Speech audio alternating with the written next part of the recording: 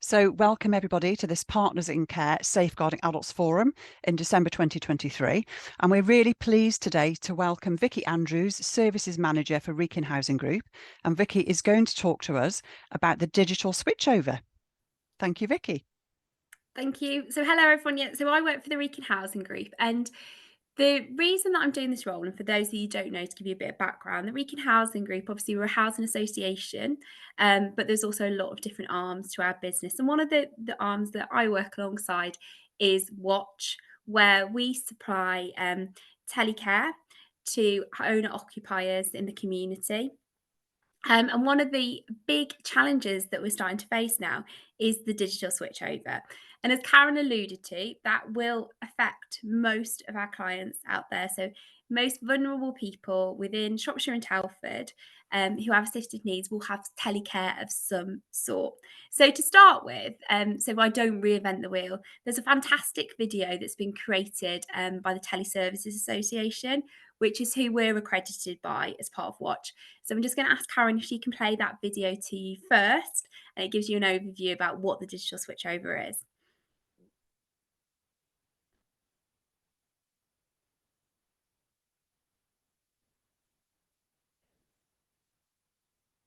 Rely on telecare in the UK.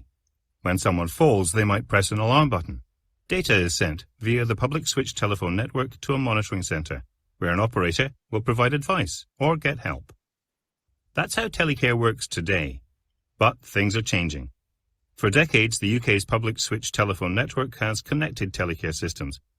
But from 2025, the old network will be fully replaced with a digital network. As early as 2023, it won't be possible to buy an analogue phone line from BT. This presents opportunities and challenges for care and health. Old analogue alarms won't work in the same way on digital networks. In Sweden, most telecare has been replaced by digital systems connecting over mobile networks via SIMs. In the UK, some service providers are beginning to use Internet of Things and smart speaker technologies. But is it safe to ask these devices to help in an emergency? All these new technologies gather data, which can help commissioners and services to deliver smarter care. For example, creating predictive environments that highlight behaviour changes and forecast when someone might need extra support. Joining up data from telecare, social care and housing can give a more holistic view of someone's needs, and home care or community support can use this insight to plan their resources. Analyzing data to identify at-risk groups is also key to a population health approach. When information from people's digital environments is combined with care, housing, and health records, it gives a clearer picture of vulnerable groups and geographic needs. It's also hoped that digital technology could reduce emergency escalations by identifying individuals at risk of reaching a crisis. Better data will help ambulance services to grade calls more accurately and provide the most appropriate response.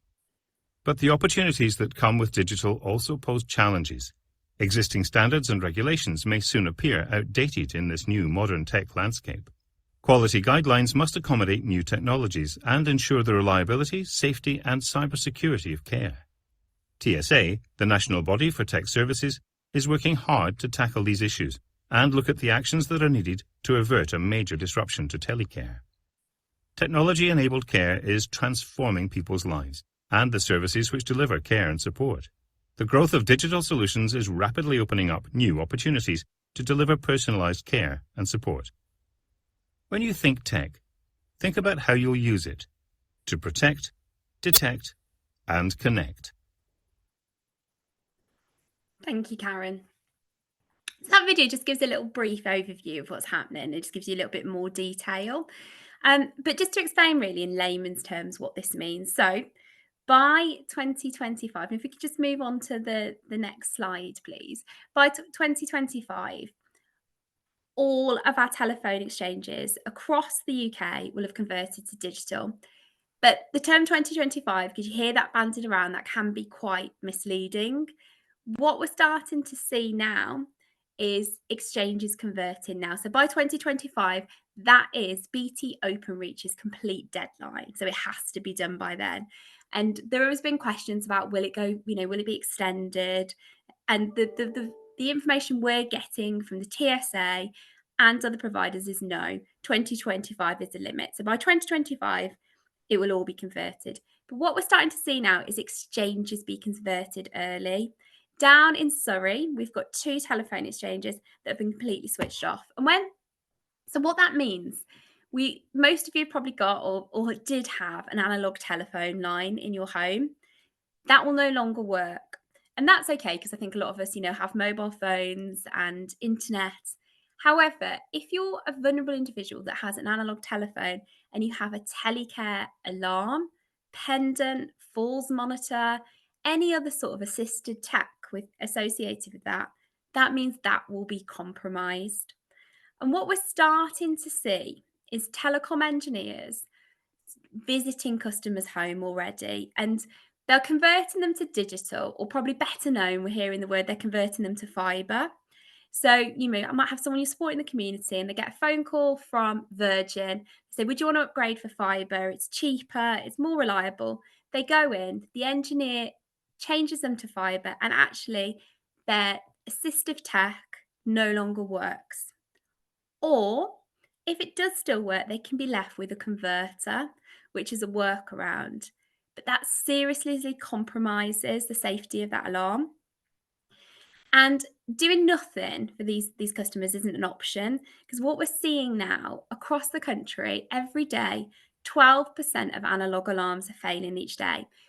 And you might think, why is this important? So what you're thinking of, those alarms are safety critical devices. So a customer may not have a telephone line, they might not have any next of kin, and in an event of a fall or emergency, they're pressing that button, or that falls monitor sending a signal for emergency help. So that individual in their home is thinking, they've had an incident, they're thinking someone has coming to help them, because that's what they've been used to. But this switch is meaning that may not happen. So we can just move on to the next slide. So what we're doing is I'm talking about some of the challenges and what some of the tech is out there.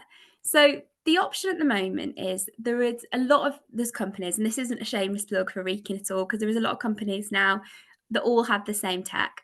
And rather than using analog alarms, they're moving over to digital. But when you're thinking about digital, there is a lot of challenges. So what we're seeing is a lot of providers out there are putting profits ahead of customers. And that's not the providers and the people who are selling the alarms. We're seeing the manufacturing of the alarms often puts profits ahead of customers. And the technology, a customer might purchase a new alarm.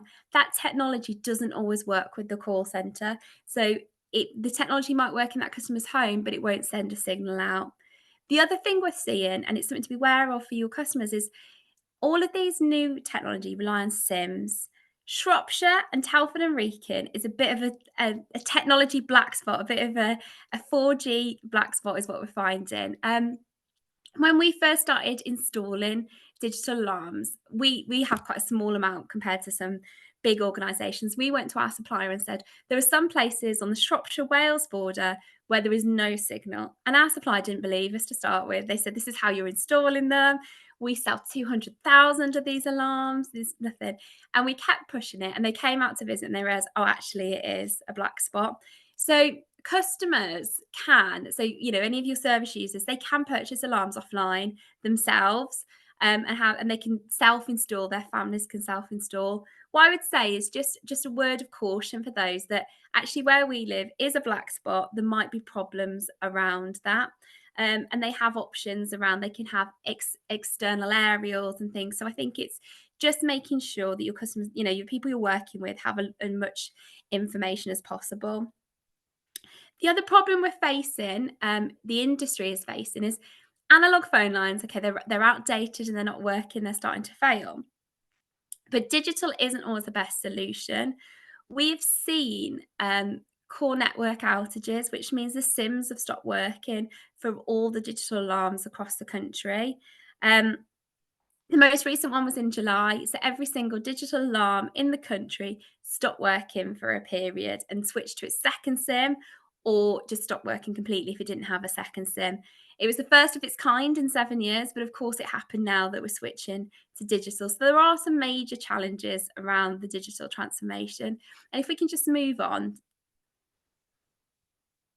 Okay. The other challenges for our customers and, service, I keep saying customers, I'm just to explain. So I sit within, I'm a support manager and also I work alongside Watch. So I switch with service user and customer. So I do apologize. It's trying to get the lingo for the most appropriate job role for me. But price. So for people in the community, obviously everything is increasing, the cost of living, the cost of food, but unfortunately the cost of tech increases. So you're going to find that people are really struggling to afford to keep their digital alarms. They've actually doubled in cost because of the manufacturing of those. The parts can be hard to get hold of, and companies haven't scaled up accordingly. And then the other worry that we have is the longevity. So if you have people that work maybe in a care setting and you have hardwired alarm systems, this is something to be mindful of when you're looking at, you will need to upgrade, obviously, your smoke detection and everything like that if it goes off site. But the solution, because it's evolving quickly, the market, just as a word of warning, the things that we've learned is talk to other providers, talk to housing associations, other care homes that have gone through this, because tech moves very quickly. Often a company will sell you tech and it will outdate, before you've even installed it, and it means that it won't work outside of just the isolation of your building. And if we can move on to the next slide. And then actually, this leads on quite well to Karen's next speaker. But the one thing we've noticed is an increase of scams because of this. So fraudsters are really using this as an opportunity to make money for vulnerable people. So we've seen our customers across Wrekin within our retirement living schemes get letters to say, that their alarm's going to stop working, which is true. You need to call this number to upgrade, and it's not us. So be really aware of this. Homeowners across Telford and Shropshire, so most of their alarms are either provided by us, which is Wrekin Watch Service, Shropshire Council, Telford and Wrekin, Mediquip or Carium. None of us would be writing to demand, money from customers in that way or upgrade in that sense. So I think it's just to give you those names so you think, actually, I'm going to question who this is from. And always, if you see a letter in a homeowner's house, please question that and stop them ringing anyone. We're seeing people get phone calls around this as well. So it's just to be mindful and just question everything.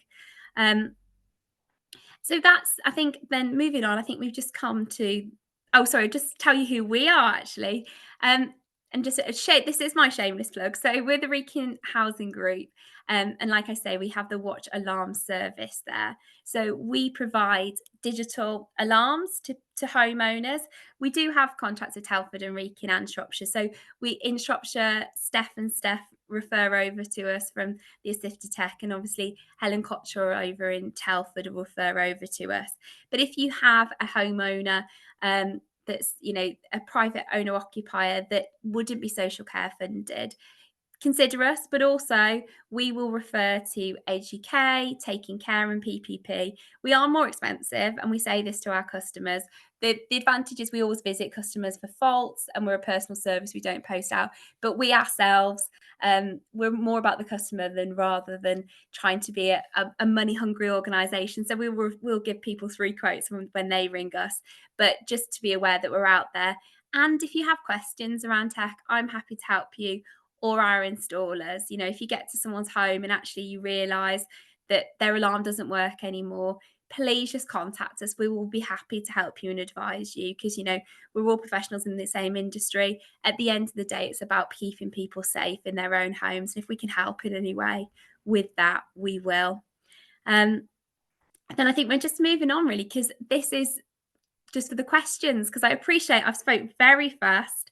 Tech is a interesting beast for everyone, and I think for all of us it can be very confusing at times. So we're just welcome to find out what questions you have, and I think this is an easier way to understand what's happening. And just before we go to questions, I'd just like to say, on behalf of Partners in Care, thanks Vicky for that, and I think you've raised quite a lot of issues, so I'm going to stop the recording now.